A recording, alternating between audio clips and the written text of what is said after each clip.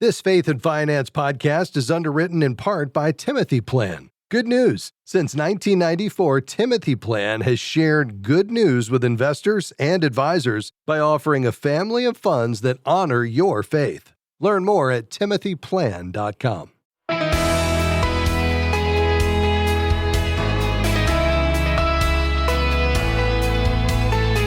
For everything, there is a season and a time for every matter under heaven. Ecclesiastes 3:1. Hi, I'm Rob West. God has designed life to unfold in seasons, and with each one comes new challenges, opportunities, and sometimes new finish lines. Today, Cody Hobelmann joins us to talk about why it's not only okay to adjust your financial finish line, it's often the wise and faithful thing to do. And then it's on to your calls at 800-525-7000. That's 800-525-7000. This is Faith and Finance, biblical wisdom for your financial journey. Well, we're glad to welcome Cody Hobelmann back to the program. He's a certified financial planner and a certified Kingdom advisor, and as of last month, now serving as a wealth advisor at Wealth Squared, alongside our friend Rachel McDonough. Cody is also a trusted contributor to our quarterly publication, Faithful Steward, and Cody, it is great to have you back with us. Thanks, Rob. It's great to be here again. Cody, before we dive into your latest article for Faithful Steward magazine, I'd love to have our audience hear about your experience as a certified Kingdom advisor. Would you take a moment and just share what you think makes a CKA different from a typical financial advisor? Absolutely. I think the CKA exam and curriculum was one of the most impactful that I have ever taken personally. The thing that sets a CKA apart from another financial advisor is the acknowledgement that Scripture is our source of wisdom for life, but specifically our finances as well.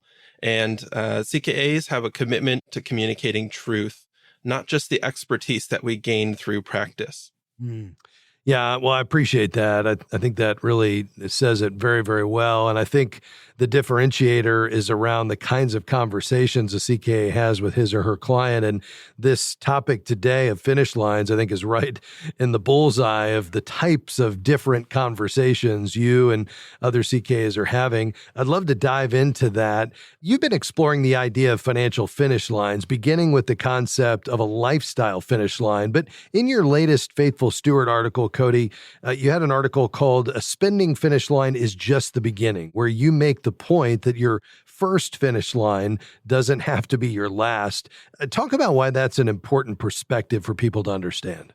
Yeah, I think the idea of setting a finish line can feel very final, and there's a pressure to get it exactly right. But over the years, we've learned that it's not necessary to get it exactly right. It's more important that we're growing in our journey. And so I like to remind folks that this is a way that we can set our first finish line, and through practice, we're going to refine it. And over time, we're going to learn how to actually live life with a finish line appropriately.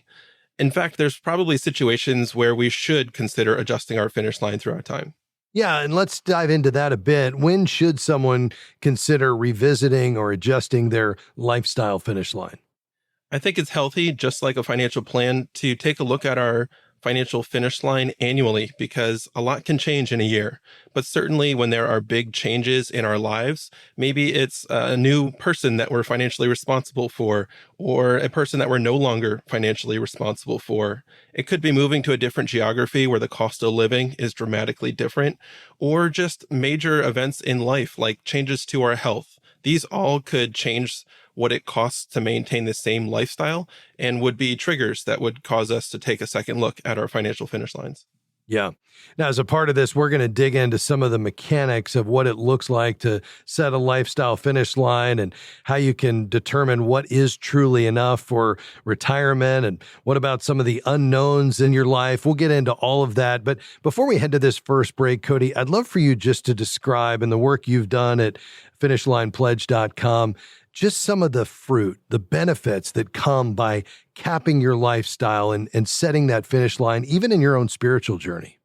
Yeah, I'd love to. I think the idea when we talk about limits or caps, it sounds like a restriction, but what I've actually found is this is actually a way that we can gain freedom. And this is a biblical principle in other areas of life. It's just a tool that we can use to apply in how we manage our financial resources. And so through setting a financial finish line, what I've actually found is contentment, peace, and purpose in my own life. It's so good. Well, folks, if you want to learn more about what Cody's doing, head to finishlinepledge.com. That's finishlinepledge.com. We're going to take a quick break. When we come back, much more with Cody. We'll get into some of the mechanics of how you should think about a finish line, when you should adjust it, and how you get started. We're talking with Cody Hobelmann today. He's a wealth advisor at Wealth Squared. His article appears in the latest edition of Faithful Steward. If you'd like to learn how you can get a copy, go to faithfi.com/give.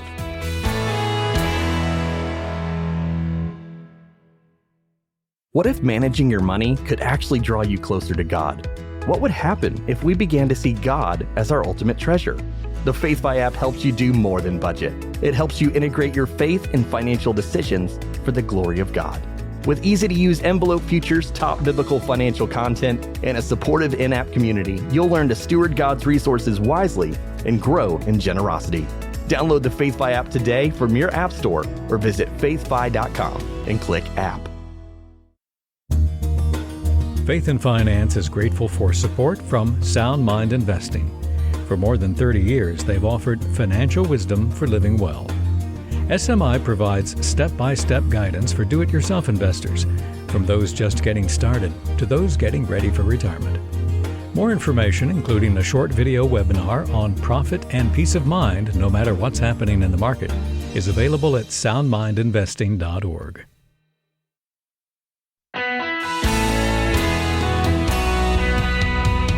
Great to have you with us today on Faith and Finance. I'm Rob West. With me today, my friend Cody Hobelmann, Certified Kingdom Advisor and Certified Financial Planner. He's a wealth advisor at Wealth Squared. He's also a frequent contributor here at FaithFi. And in our recent edition of our Faithful Steward magazine, he had a really powerful article on changing your financial finish line. Now, you may say, what is a finish line? So, Cody, before we get into some of the finer points of this, just give us a simple definition. What is a financial finish line? A financial finish line is simply an answer to the question, how much is enough? It helps us separate between what we intend to consume for our own use and what we choose to make available for investing in God's kingdom. Yeah, that's so helpful. Now, I know you emphasize that a lifestyle finish line, and let's just describe the two. We can have a lifestyle or a spending finish line, and that's important. We can also have an accumulation finish line that really is about our balance sheet or our net worth. But that lifestyle finish line is just one piece of the broader financial picture. So how does it go beyond just saving and preparing for retirement? Yeah, I think the lifestyle and the net worth or accumulation finish line can actually be related to each other. We can think about the ways that we use money as divided into 4 categories. First is personal spending. This is what we're going to use for our own lifestyle in the next month or the next year, for example. Second bucket is planning ahead for the future. These are things that we're going to spend on our lifestyle in the future. Next is taxes. We don't have to go into detail on that. We're all familiar. That's right. The last is building God's kingdom. This is the portion that we've decided in advance we're not going to use on ourselves. And so the lifestyle finish line helps us understand what's an appropriate amount to spend on ourselves and our lifestyle. And this can help us inform the way that we do retirement planning, how much we save for the future, and how much we invest.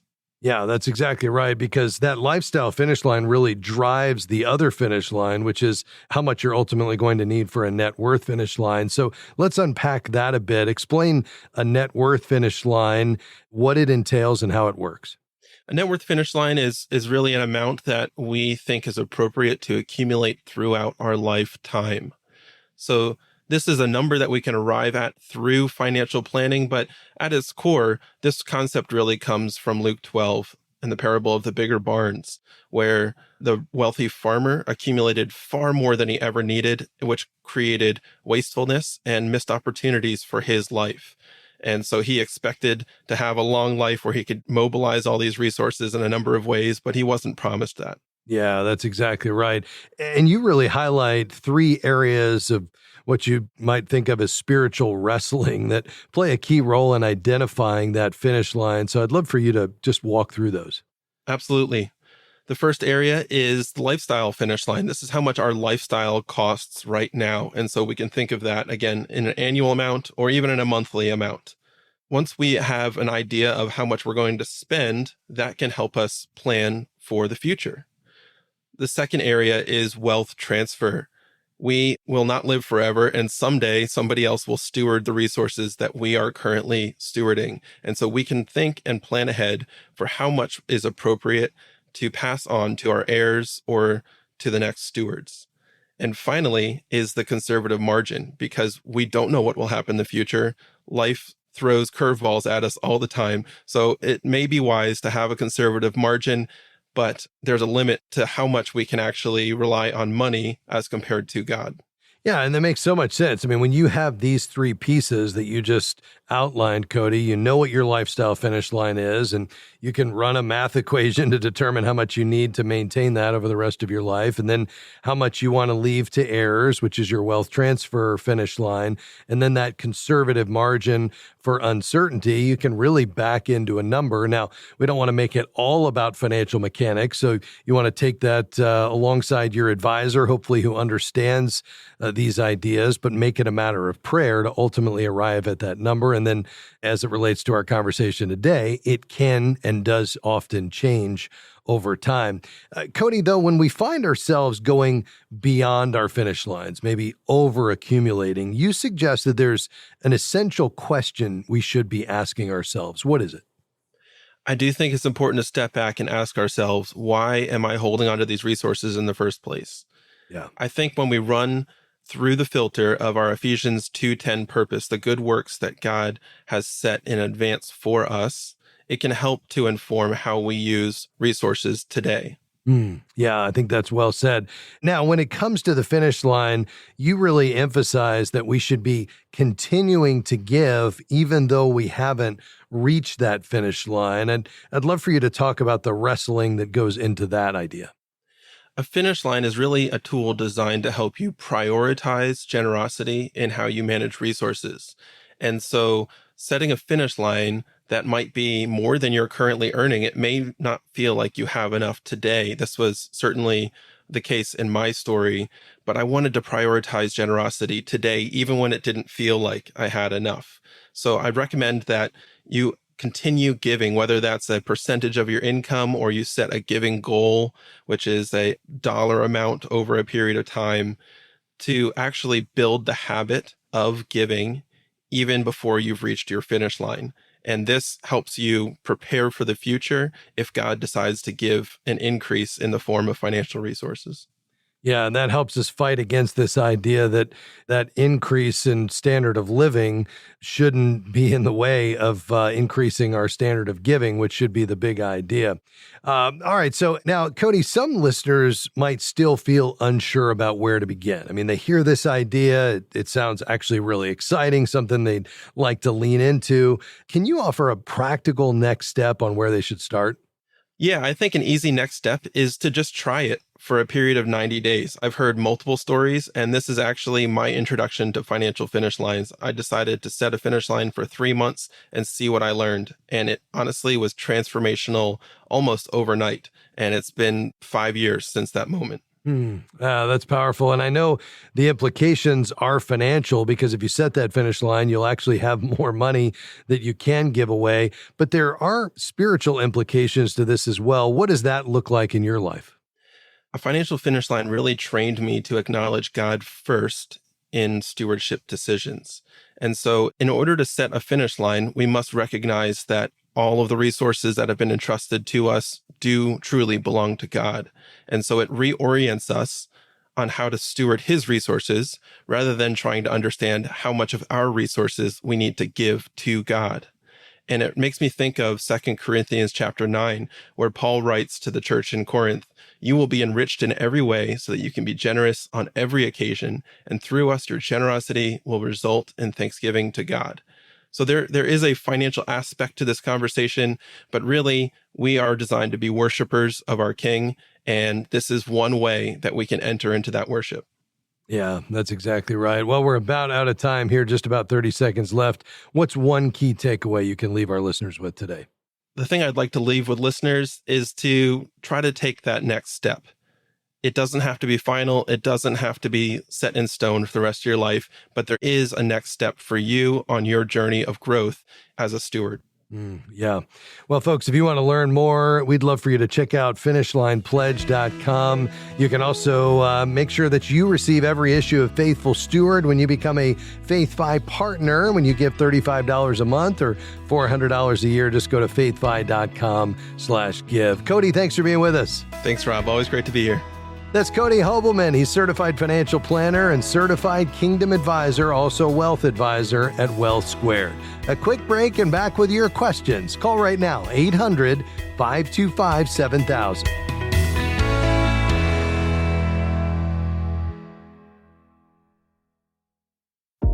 We're grateful for support from Movement Mortgage, who provides residential home loans in all 50 states. Guided by a mission to love and value people and a goal to redefine the mortgage process, Movement seeks to help others achieve their financial goals. You can find out more at movement.com/faith. Movement Mortgage LLC supports equal housing opportunity, NMLS number 39179. For licensing information, please visit nmlsconsumeraccess.org.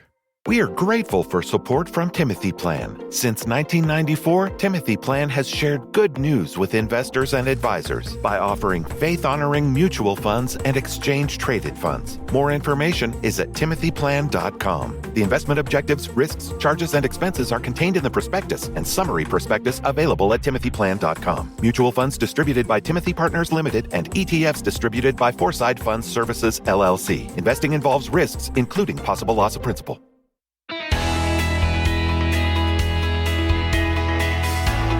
Hey, great to have you with us today on Faith and Finance. I can't wait to take your calls and questions today. I'm sure there's something on your mind in your financial life.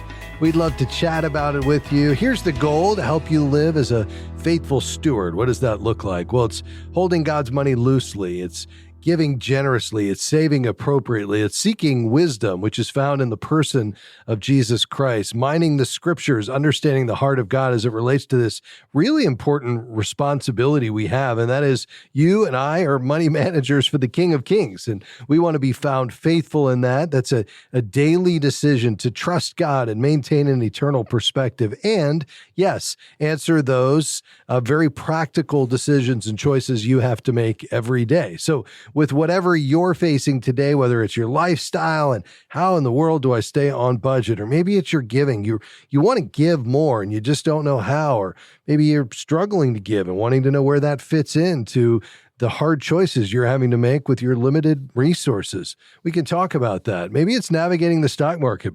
I realize the market has been quite volatile as of late, and perhaps how you're thinking about how does that relate to my 401k and where I go from here? Well, any of those topics and more are in play today. The way you get in on the conversation is by calling 800-525-7000. Our team is standing by. We're ready to chat. 800-525-7000. We'll try to get you on quickly. Hey, before we head to those phones, let me mention we'd invite you to consider becoming a FaithFi partner. That just means you support us monthly at $35 or more. And in addition to helping us reach more people, we put resources in your hands that we think you'll really appreciate in your journey as a steward, including our magazine, Faithful Steward, 4 issues a year. Our next issue is just about to come out here in the next week, and we can't wait to send you one. Also, we produce studies and devotionals on money themes around books of the Bible and characters. Well, our next study is due out this month, and it's called Wisdom Over Wealth, 12 Lessons from Ecclesiastes on Money, from lead writer John Cortines, one of our great team members here and faculty, if you will, at FaithFi. So both of those will come out to you when you become a partner, and you'll continue receiving all the additional resources in the months ahead. If you want to become a partner, just head to our website, faithfi.com. That's faithfi.com, and click Give right there at the top of the page. All right, we're ready to dive in. First up is going to be Nisha in Spring Hill, Florida. Nisha, how can I help you? Yes, sir. So my father-in-law passed away in the early of March, In March, in April, we were able to get his VA stuff squared away. He was 70 years old. My mother-in-law is the survivor. She's 64 at the time. Next week, we have a appointment with Social Security, and we just want to know how to come prepared. She's 64. She'll be 65 next year. And we just I know they were saying that there'll be differences that change, but I think that she was wanting to take over his Social Security. Yes. All right. And what did you work out with the VA? Do you have a good understanding of what's going to happen there? I don't know. I wasn't there for that meeting, but I'm coming along with her for this one. Okay. So I'm actually not certain. Yeah, very good. Well, I'm delighted that you're walking alongside her in that. So here's what will happen with your mother-in-law's Social Security. So if your father-in-law was receiving Social Security benefits, your mother-in-law would likely be eligible for survivor's benefits. Now, this is based on his work record. So she can start receiving her survivor's benefits, again, based on his record, as early as age 60. But if she takes it before her full retirement age, she is going to receive a reduction against what his full retirement age benefit would be. Now, if she waits until full retirement age, typically 66 or 67, if she's not already there, then she can receive 100% of his benefit. Now, she can only receive that or her own, not both. And so it would really come down to which one is higher, her own benefit or her survivor's benefit, which is based on your father-in-law's record. So she's going to need to bring a death certificate, a marriage certificate, Social Security numbers for both your mother-in-law and your father-in-law, her ID, and then bank account details for direct deposit. But that's, generally what's going to happen as a next step. Okay. Thank you so much. Okay, you're very welcome. If you have other questions after you make that appointment, don't hesitate to call back. I'm sure you're going to get it all squared away. And again, delighted that you're walking alongside her during what is already a difficult season, not to mention everything else on top of that. Hey, Nisha, stay on the line. I want to send you a copy of a book that I think will be a blessing to your mother-in-law. Be sure to give it to her. It's called Wise Women Managing Money. And one of our friends here at Faith and Finance is Miriam Neff. And when her husband, Bob, passed away, she started a ministry called Widows Connection just to serve and encourage widows as they were, among other things, taking over the family finances after their husbands passed. And she wrote this book specifically for widows, and I think it'll be a blessing to your mother-in-law. So stay on the line. We'll get your information, and just as our gift to you, we will drop that in the mail right away. We appreciate you being on the program. Let's head to Chicagoland. Verna, thanks for calling. Go ahead.